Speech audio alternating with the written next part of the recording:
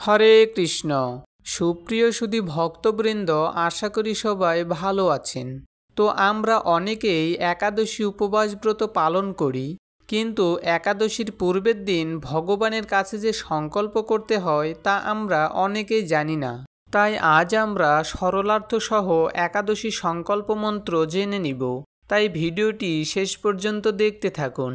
একাদশী সংকল্প মন্ত্র। একাদশ্যাম নিরাহারো স্থিতা অহম অপরেহহনি ভক্ষ্যামি পুণ্ডরীকাক্ষ শরণম মে ভবাচ্যুত।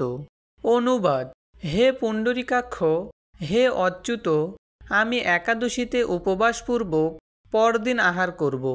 আপনি মদীয় শরণস্থান হন। এই মন্ত্রটি ব্রহ্মবৈবর্ত পুরাণ এবং হরিভক্তি বিলাসের ত্রয়োদশ বিলাসে উল্লেখ রয়েছে। এই মন্ত্রটি উচ্চারণ করে পরমেশ্বর ভগবান শ্রীকৃষ্ণের কাছে প্রার্থনা বা সংকল্প করবেন যেন আপনি উক্ত একাদশী ব্রতটি ভক্তি ও নিষ্ঠা সহকারে পালন করতে পারেন। হরে কৃষ্ণ। সুপ্রিয় সুধী ভক্তবৃন্দ, এইরকম সনাতন ধর্মীয় নিত্য নতুন ভিডিও পেতে আমাদের চ্যানেলটি সাবস্ক্রাইব করে পাশে থাকুন। হরে কৃষ্ণ।